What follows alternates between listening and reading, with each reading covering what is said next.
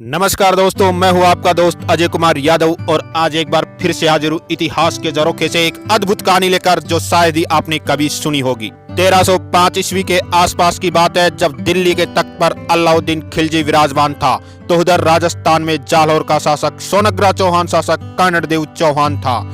1305 ईस्वी में अलाउद्दीन खिलजी के सेनापति आइन उल मुल्तानी ने जालौर पर आक्रमण किया। कर्णदेव चौहान और आइन उल मुल्तानी के बीच एक संधि हुई और संधि के अनुसार कर्णदेव चौहान और उसके वीर पुत्र वीरमदेव को दिल्ली दरबार में उपस्थित होना पड़ा। कर्णदेव के पुत्र वीरमदेव चौहान की उम्र उस समय केवल 22 वर्ष की थी। वो अद्भुत प्रतिभा के धनी थे, गोरे चिट्टे रंग के थे, 7 फुट से भी अधिक लंबे थे। उनकी भुजाएं बहुत लंबी थी जो घुटनों तक आती थी। जो भी उनको एक बार देख लेता था उनके बहुव्यक्तित्व से प्रभावित हो जाता था। हाजिर जवाबी तो ऐसी थी कि दिल्ली के दरबार में उनकी चर्चाएं होने लगी। दिल्ली की गलियों गलियों तक उनकी हाजिर जवाबी की चर्चा होने लगी। उसको देख करके कोई भी उन पर मोहित हो जाए तो अतिशयोक्ति नहीं कहा जा सकती थी।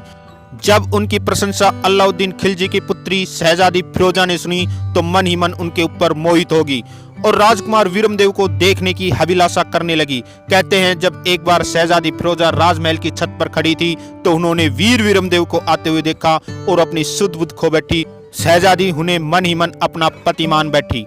उनके तन मन की सुध बुध अब खोने लगी और वे किसी भी प्रकार से वीरमदेव के साथ विवाह करना चाहती थी। जब यह बात अलाउद्दीन खिलजी तक पहुंची तो बहुत चिंतित हुआ और अपनी बेटी फिरोजा के पास पहुंचा।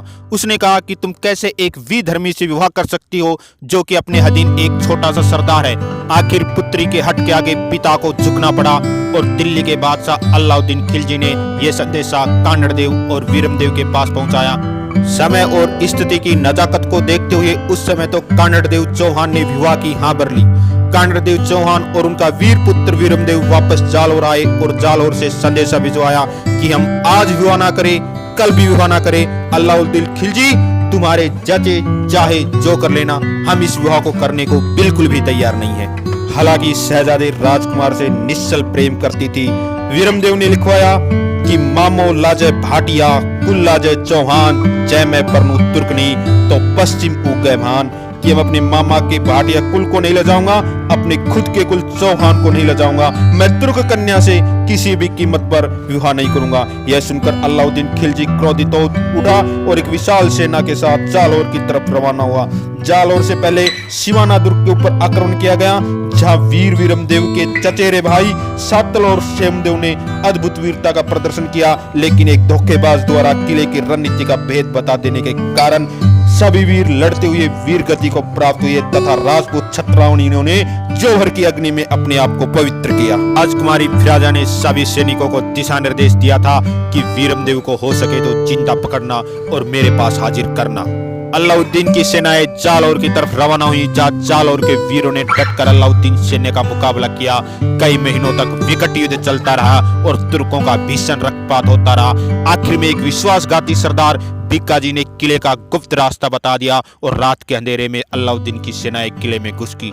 विकट युद्ध होता रहा। वीर वीरमदेव ने बेहतरीन वीरता का प्रदर्शन किया और उनके शरीर के 100 से अधिक टुकड़े हो गए और लड़ते लड़ते वीर गति को प्राप्त हुई। तुर्क सैनिक वीर वीरमदेव का सर ढूंढने में सफल रहे और सर को थाल में सजाकर शहजादी फिरोजा के पास पेश किया गया।